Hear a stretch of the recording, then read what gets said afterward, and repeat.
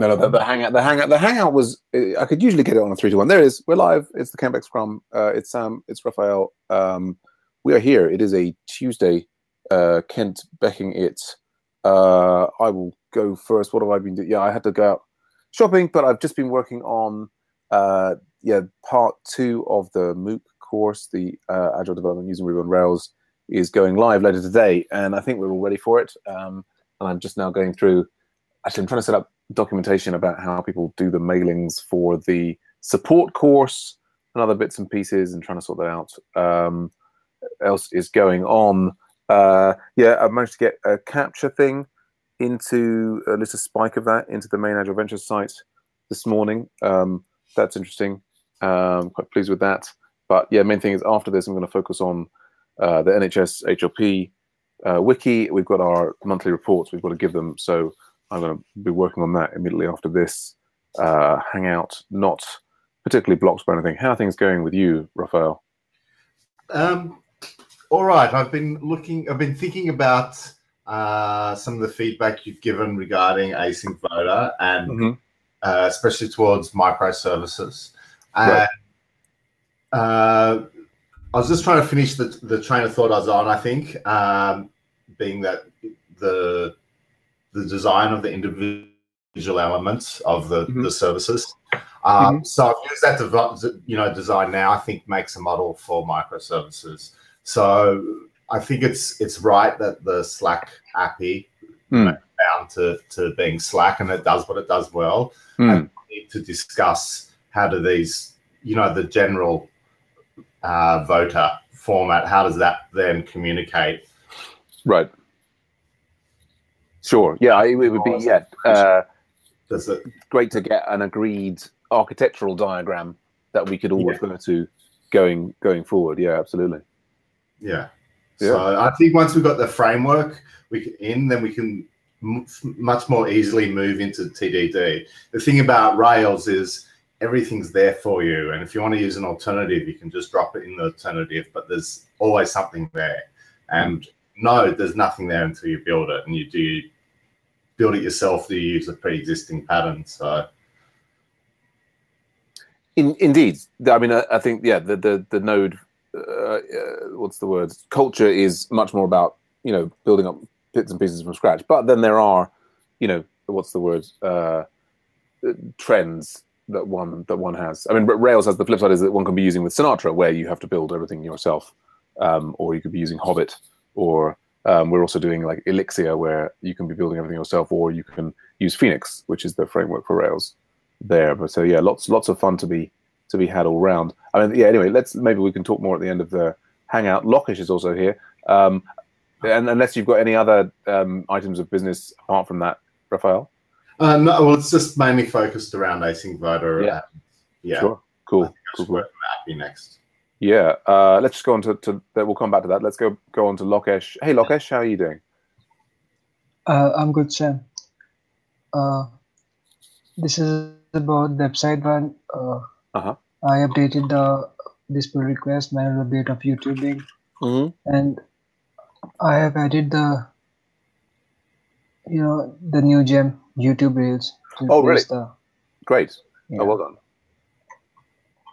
Yeah, and I submitted a pull request for local support. Excellent. Yeah, it's about feedback. Link at the bottom. Ah, lovely. Yeah. Looking good. Okay. Excellent. Yeah. Yeah. So nothing blocking you at the moment. Lokesh? Anything? It sounds like it's all good. Nothing blocking you. You just need things kind of merged and pulled in, right?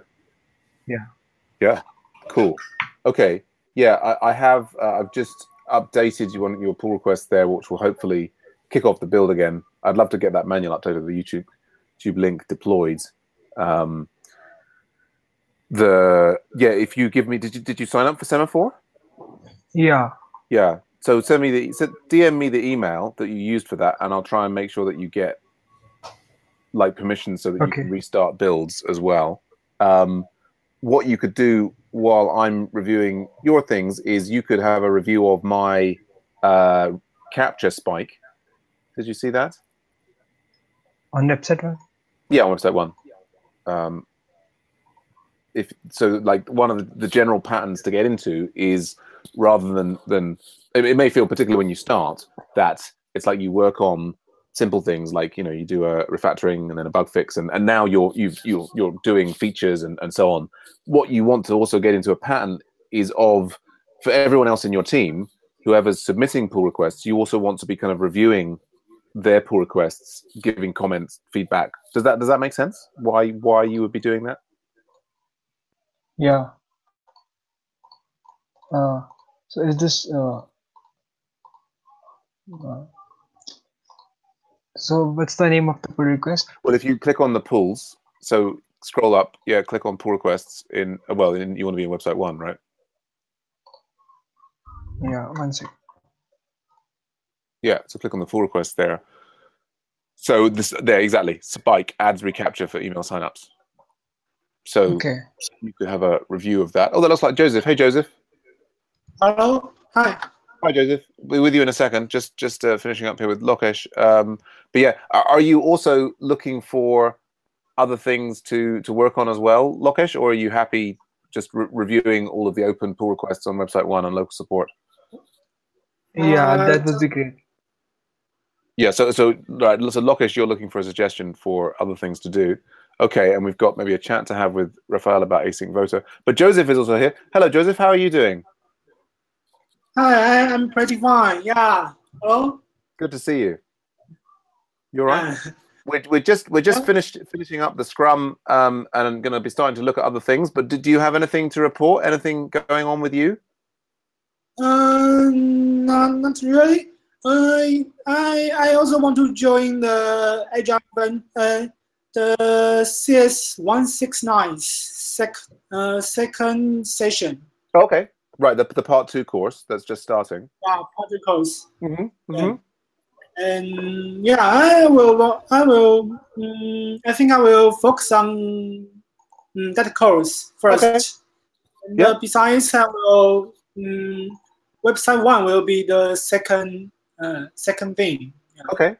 Yeah. So yeah, that's my major things I want to involve in Agile Ventures. Great. In this period. And after that, I hope I can have more things to do. Yeah. So but I now focus on these two. Yeah. Oh, that sounds good. I think have we got you as a TA in the part? Did we have you as a TA in the part 1 course? Yes, I joined, but I do not help the students because I don't have time in past 3 to 4 weeks. So well, don't worry. That's fine. I'm just about to send out the emails for that next thing. So hopefully you'll get a message, and that's great. Okay. Well, good show. Yeah, well, I look forward to interacting with you about the part 2 course, and when you're ready on website 1. I guess maybe we'll just so that's the end of the Scrum. We've got 2 things left over. One is Lokesh was just looking for a suggestion for what to do. I think we can probably deal with that quite quickly by just having a look at the website 1 board. I think the thing that I was going to say as a next thing to look on, I guess it's these 2 things here actually, Lokesh. So there's one that's kind of, this should be a relatively quick fix. So this is like for the videos, in the Scrum page, if the YouTube ID is null, I think it shouldn't display the video. This is a bug there. Do you know this one? Does this make sense? Yeah. I think that's there's a fairly clear bug there. So definitely feel free to work on that one. You could even start a vote with the async voter on that if we need more discussion in it. The other one is kind of investigating this further. Like we've got the beginning of this Jitsi epic. So like trying to make the whole Jitsi thing integrated better, and replace Hangouts with the Jitsi. But this one kind of, it's sort of, it's got all these separate things. We need to kind of research it and make other tickets and so on. But so I think those are the two high priority things, I would say. Okay. Sorry, excuse me. So I'm sorry, Joseph. Yeah, don't worry, Joseph. I was just talking to Lokesh and suggesting these things. Let me just check. So Lokesh, yeah, that's enough food for thought for the moment, right? Yeah. Yeah. Great stuff. Did you have a question, Joseph? Oh, so now our Scrum meeting is held on Jitsi, right? Not Google Hangout anymore. That's right. You're in a Jitsi right now. Yes, this is a Jitsi. And Jitsi, we have a lot of new features to do in Jitsi, or yeah. I mean, we've got a lot of new features, but if we want to integrate it into the website and make starting and stopping and streaming easier, then we need to do more integration. Oh, okay. Like we've lost some features because of the Hangout API shutdown, and we're trying to get them back by switching to Jitsi. So Lakshi is involved in Jitsi. Lokesh. Yeah, is Lokesh. Involved. Yep. Any other else? Yeah, Matt, and to some extent Michael, and we have the main website one meeting is on Fridays. It would be this time, exactly this time now, but on a Friday we'll have the main website one meeting to discuss, and you'd see all the people. Okay, because I think it is interesting. Yeah. Okay. Yeah, cool. Well, we'd love to have you. You could come and work on it with us. It would be great. Okay. Cool. All right. So Lokesh, if you're good there now, then maybe there's just a time for we'll discuss async voter. Raphael, if you're still there. Yeah. Did you want to share your latest diagram? Sure. Actually, could you bring it up on your screen, maybe? I can certainly do that. Yeah, I was going to grab some other diagrams as well, but I can get your one up, or should be able to. Sometimes when I drag, feel free to bring up any diagrams. Yeah. Also interesting. I'm also got. I've got this one. Let's have this one here. So this is the one. This is your most recent one on Slack, I think. Yeah. Kind of like obviously not all elements are mandatory to be considered. It's just a generalized form of what the microservice should be. So, for example, the Slack microservice is just an interface to the Slack channel, as well as, everything that happens regarding votes on Slack happens there. Right. Here we are. Yeah, at the top. Yeah, so that's kind of how it's packaged. Then you might have a user microservice, for example, which might coordinate between the user systems of Jitsi and Website One and Slack. And if we get advanced enough, we might have like a video chat feature. This imaginary Jitsi microservice over the top right. Okay. So that's kind of, I don't think things should be broken down too far, because the part of microservices is environment management. So I think we want to display microservices, but not be bleeding edge about it. Yes, I think it's definitely, there's kind of a there are arguments for and against them. Well, we had DHH, the creator of Rails, come and give a talk to Agile Ventures Craft Academy group, and he's very keen on the kind of elegant monolith, where he would say, it's like in most cases you don't need microservices. They're making things complicated, and I think it's a judgment call for any project about whether to have microservices or not. You can always break a larger service down into smaller services, but if you really need to. And I think we've had something like, we've got sort of almost the worst of both worlds in but not this setup, but I guess I was just gonna, like, this was what I was drawing before. I can maybe draw here, like the setup that we have I wish this was kind of like slightly. Let me make this bigger. If I do that, make that. There we go. There's the setup that we currently have with website 1, right? So where we have effectively a Rails monolith, and it does lots and lots and lots and lots of things, right? And it means that if anybody wants to work on website 1, the Rails monolith, they have to pull out the entire thing.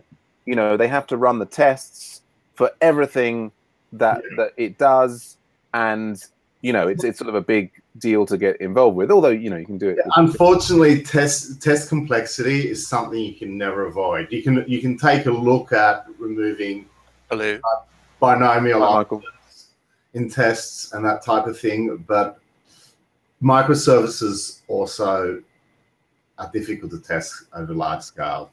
Well, I might agree and disagree with you there. I mean, I've got, and I speak from having lots of experience with both microservices and with monoliths. Yes. But so if I just finish the story about this Rails monolith here, the thing that we have, what we also have is we have a node microservice called AgileBot that, you know, runs along with it. And I've definitely experienced the pain of the situation where, you know, trying to debug the flow of, like, both of these things have their own separate tests that run out of the box. But the process of actually debugging and managing the microservice, you know, or associated with the website 1, has been painful to debug. So I don't suggest a microservices approach lightly. However, I think that there is a potential value in a microservices approach for a group of volunteers where if we've got this sort of constellation of microservices, what it means is that people can, in principle, stay focused on a particular portion. If they have a well-defined API, yes, then in principle, so for example, we've got the React admin interface thing that I've forgotten his name now, that one of our members built, that uses React and works over the basically the RESTful API. That was, you know, the async voter API thing, as you're referring to it. Yes. And so by having agreed the API and having like the things all stubbed, in principle, somebody who just wanted to play around with React and work on that could have a relatively simple testing environment set up. And in principle, they could be doing all this stuff in React, and then someone else would come along and say, oh, you know what, I'd much rather do it in Ember. And they could make an Ember one that used, you know, assuming that there was agreement about the API, and versioning the API would be, you know, it's a sensible thing to do. Then, so, I mean, I agree with you that you can't ultimately eliminate testing, the whole testing thing, but in principle, you can break up the larger thing into subdomains where people can work on a smaller chunk of stuff, and they can potentially change the stack there without, like, at the moment, if you wanted to insert Ember into the big one over here, it's like a huge effort. Do you know what I mean? Yeah. It means you just have to test to the interface rather than testing for every single implementation. Right, exactly. So, yeah, I mean, that's where I'm sort of thinking. I mean, and then there's this kind of, you know, we all know about the solid principles and the S standing for single responsibility. I think we're on I think this is a very similar type pathway. Mm-hmm. I think the way that I was looking at is kind of using a lot of interfaces to enable, rather than, I think we're on the same wavelength here. So I'm not explaining myself very clearly.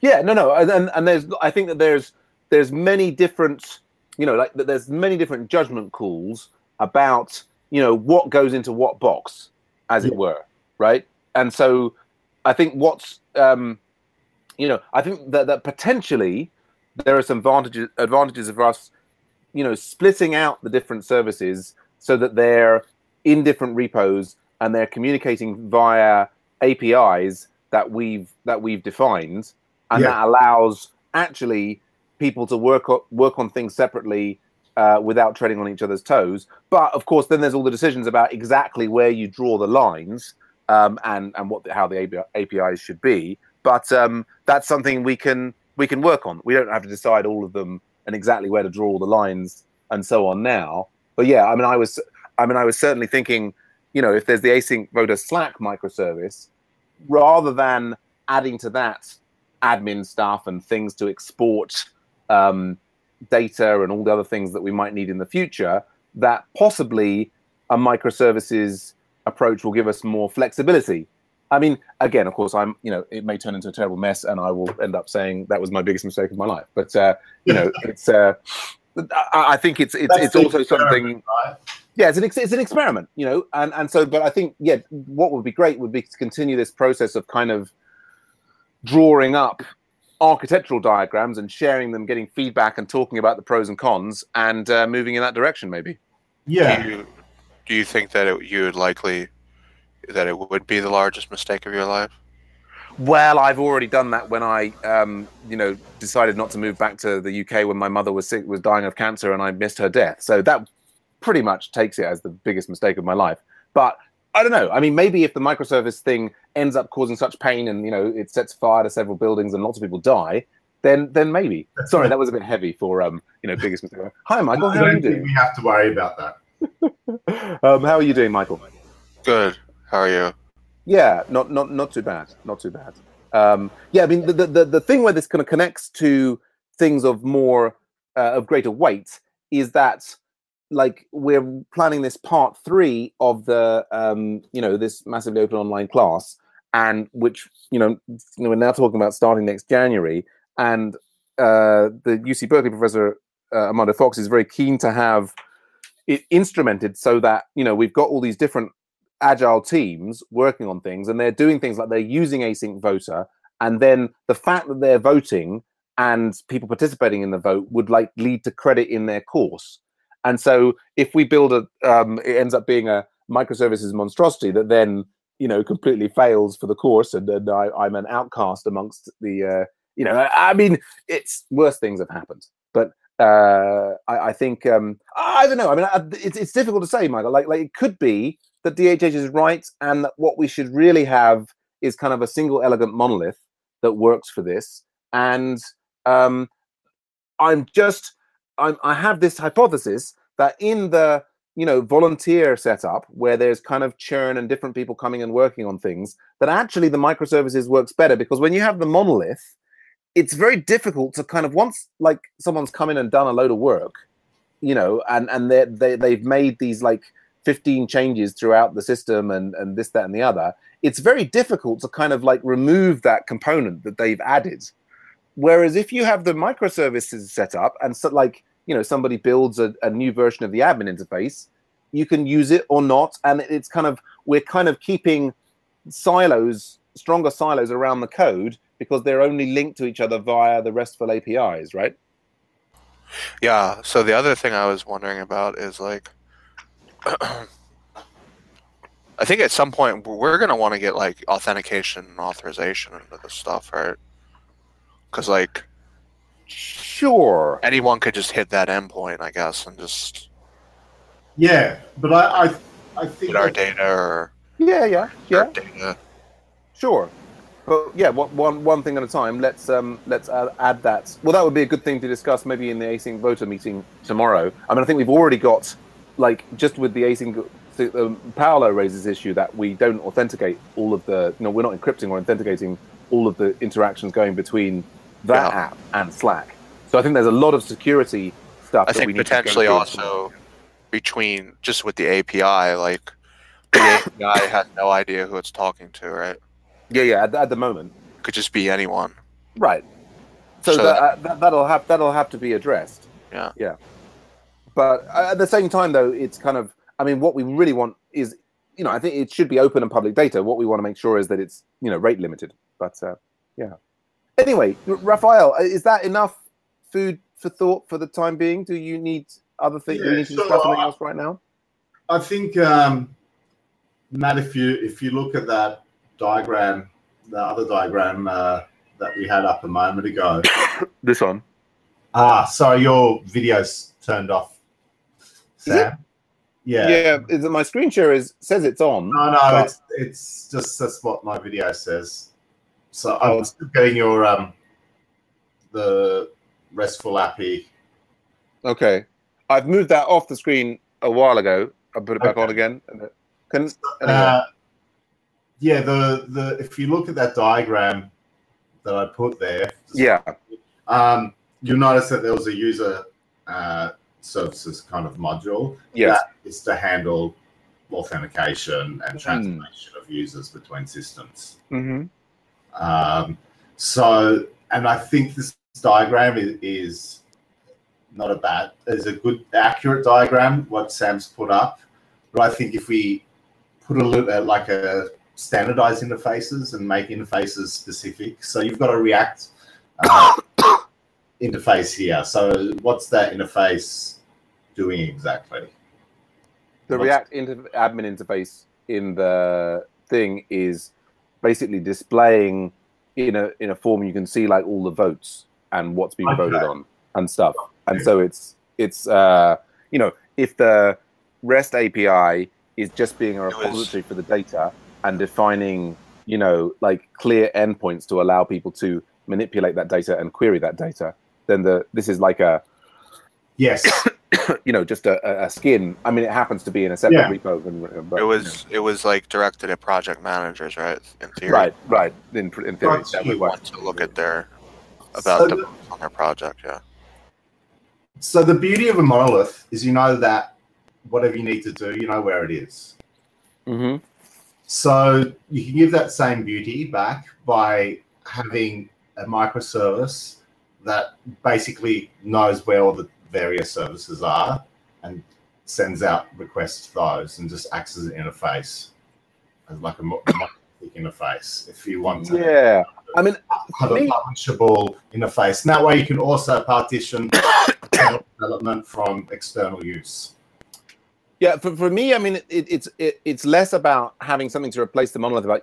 I would say we don't need to know where everything's are. It's more about being able to publish a web service and say, here's a web service, and in principle, anybody can use it, right? So like in the same way that GitHub publishes an API, as does Twitter or what have you, and then rate limits who can use it. I mean, I'm not suggesting that hundreds and thousands of different groups want to consume our REST API, but I think like in the ideal, from my point of view, is that, for example, Raphael, you might be making changes to the, async versus Slack thing. Conceivably, this thing has, whether Mongo is used in the long term in this one or whatever. But in principle, you shouldn't need to know whether somebody is writing a new Ember admin interface, right, to sit on the top of that. You're, as long as long as you versioned we've versioned the RESTful API to say version 3 is this thing. So whoever wants to write something that needs to consume stuff from that can talk through it, and they know what they're doing. Yeah, it's just I don't know. I thought a way of limiting what's exposed. Well, absolutely. No, certainly. By providing the REST API, by its nature, should limit what can be done, and then there's further like authentication to limit what can be. I mean, basically, your argument, Sam, is that Agile Ventures is encountering Conway's Law. It's known as. Okay. Yeah, about the level of complexity. That the organization structure, like the network of people that code together, has to be reflected in the structure of the projects, right? That because we have a bunch of like confederations of people, right, working potentially independently. Yeah, I'm hypothesizing that potentially it might, that might give us some benefits down the road. But as I say, I might be wrong. Well, I think I'm really not sure which image is on your screen now, but I think what I've proposed is a good encapsulates, I think, what you're saying. Yeah. I mean, I guess the thing about what you've drawn is, I mean, I guess I was trying to capture what we currently had and how they would talk to each other. And so at the moment, the thing that you've drawn here doesn't show like the REST API or the React admin interface. It's sort of showing potential ones that we might have in the future, which is fair enough. But yeah, I'm keen to actually. It's to enable. I mean, what you currently have can be, if you want to refactor something. This is kind of, we don't currently have a REST API in the center here. Well, this is the thing. We do have a REST app that we previously built. Yes. I mean, yeah. I guess it's difficult if this is not sharing in real time, and so I can't point to a particular thing. Go on. This REST API though, still fulfills upon that generic form that I've written out. If you look in the structure of the code of this REST API, it's remarkably similar now to my experimental branch in many ways. Maybe so. I haven't looked in detail at your experimental branch, so I don't think there's such a big. I've just provided a generic form, and you've provided that generic form in action.